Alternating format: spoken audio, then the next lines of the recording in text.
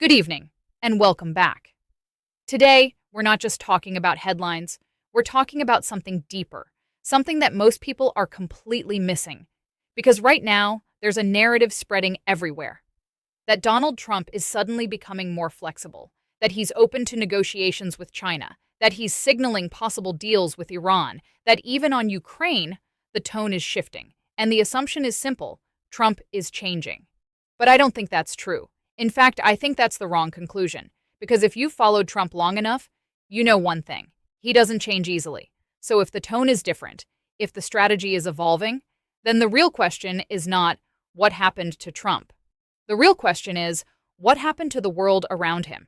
And once you see that clearly, everything starts to make sense. Trump's core instinct. Let me be very direct here. Donald Trump does not think like a traditional politician. And that's the first thing you need to understand if you want to make sense of anything he does. He's not driven by ideology in the way most leaders are. You won't find him deeply committed to a fixed doctrine or a long-term philosophical vision of global order. That's just not how he operates. He's also not particularly interested in slow, structured diplomacy, the kind that takes years, involves endless meetings, committees, and carefully worded agreements. That world, the traditional diplomatic world, is almost the opposite of his natural environment. Trump thinks like a dealmaker, and that changes everything. Because when you think like a dealmaker, the world becomes very simple. It all comes down to one core concept: leverage. Who has it? Who needs it? Who thinks they have it, but actually doesn't? Who's bluffing? And most importantly, who is about to break under pressure? That's the entire game. That's the lens through which Trump views countries, leaders, and global conflicts. It's not about alliances in the emotional sense. It's not about shared values in the traditional sense. It's about positioning. And once you understand that, his strategy becomes much easier to read. When Trump came into power again, he didn't reinvent himself.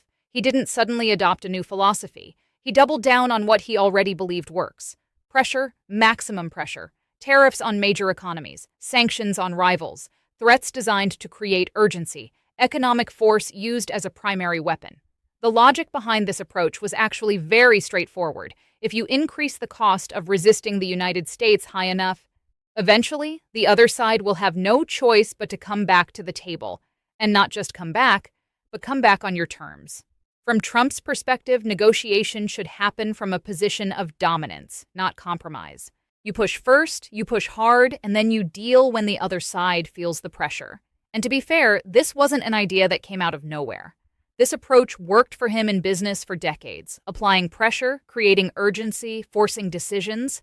These were tactics he used long before politics. Even during parts of his first presidency, this strategy showed results. There were moments where countries responded quickly, where negotiations opened, where it looked like the pressure campaign was doing exactly what it was supposed to do. But this time, something felt different. The responses weren't as quick. The resistance didn't collapse the way it was expected to. And slowly, almost quietly at first, it became clear that the same strategy was not producing the same results. Something had changed, not in Trump, but in the environment he was operating in. And that's where the real story begins. The world pushed back. Here's where things start to get really interesting. Because the world Trump expected to deal with is not the world that actually showed up. And that gap between expectation and reality is where everything begins to shift. Let's take China, because it sits right at the center of this story. A few years ago, the thinking in Washington was relatively straightforward. If you impose tariffs on China, serious, aggressive tariffs, it will feel the pressure almost immediately. Its export-driven economy would take a hit, factories would slow down, and sooner or later, Beijing would have to come back to the table asking for relief. That was the assumption. And on paper, it made sense. But reality didn't follow the script. Yes, China felt the pressure. There's no denying that. Tariffs did impact trade flows. Certain industries took a hit. Growth faced challenges. But something else happened at the same time, something far more important. China didn't panic. It adapted. It adjusted its strategy in real time. And most importantly, it had already been preparing for this kind of moment. Instead of relying heavily on a single market, China had been quietly diversifying its trade relationships. It expanded connections across Asia, Africa, and other emerging regions. It invested heavily in regional partnerships and long-term economic corridors. At the same time, it started strengthening its internal economy, focusing more on domestic consumption rather than just exports. That shift didn't happen overnight, but when the pressure came, it gave China more breathing room than many expected. And then there was the supply chain factor. For years, global supply chains were deeply tied to China. When tariffs disrupted those systems, it didn't just hurt China. It created complications for everyone involved, including American companies that depended on those networks. So instead of folding under pressure, China absorbed it and then it responded. Not always loudly, but strategically. It introduced countermeasures. It signaled that it was ready for a long-term standoff. And most importantly, it showed that it was not in a rush. Now here's my personal take on this. I think this is where the original miscalculation happened, because pressure, as a strategy, depends on one critical assumption, that the other side needs you more than you need them.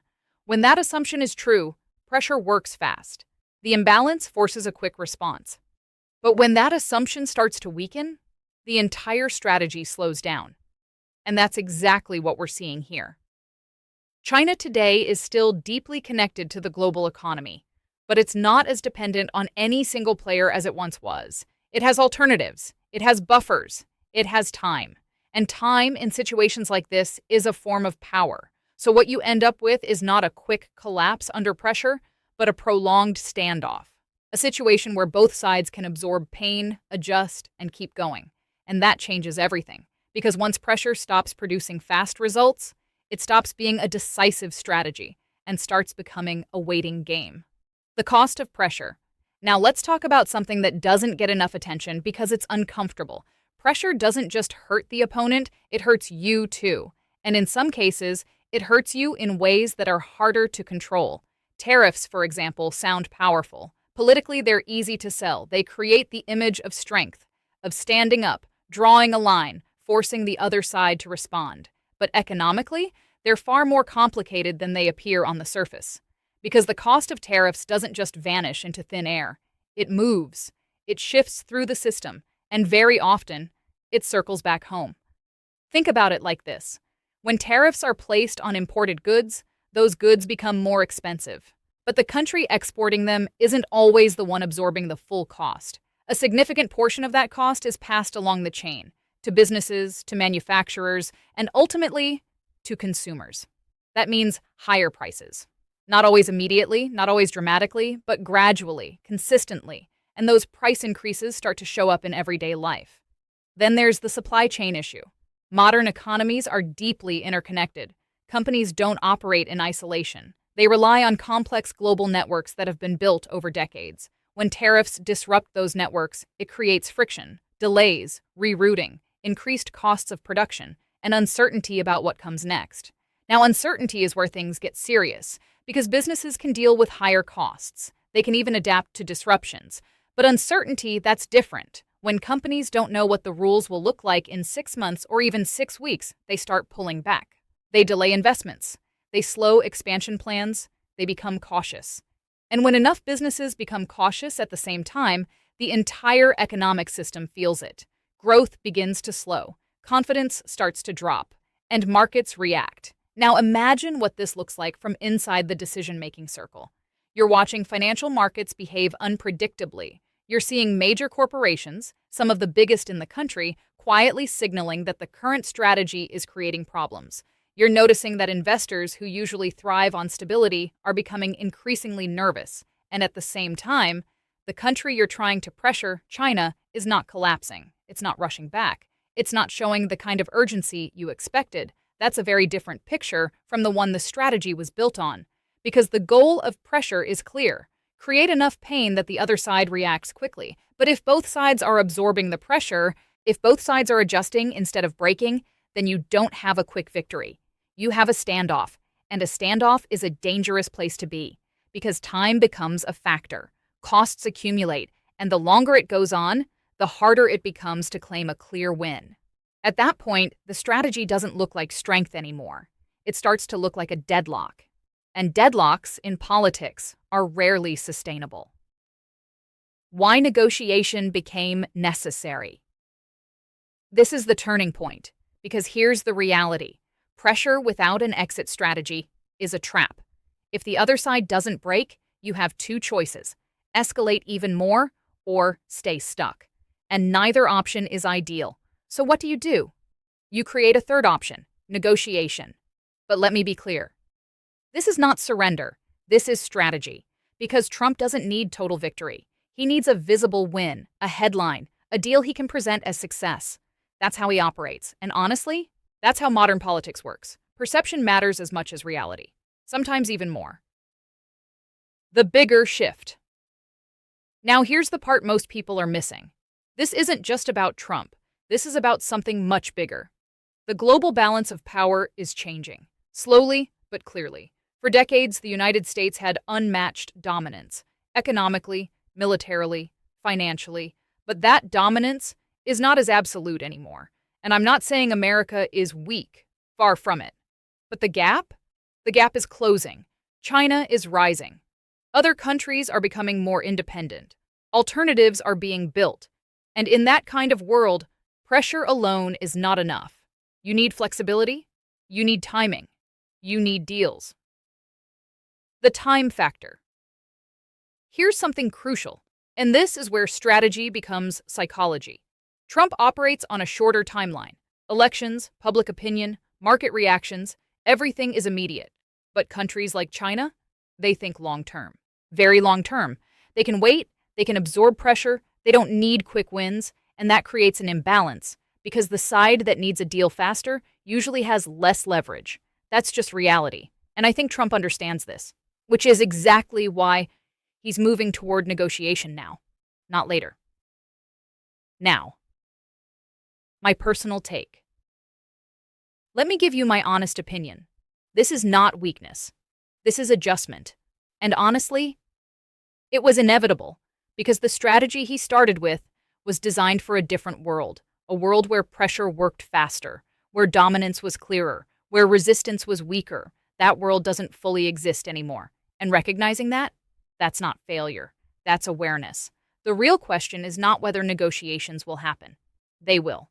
The real question is who gets the better deal. So next time you see a headline saying Trump wants negotiations, don't read it as a personality shift. Read it as a signal. A signal that something deeper is changing.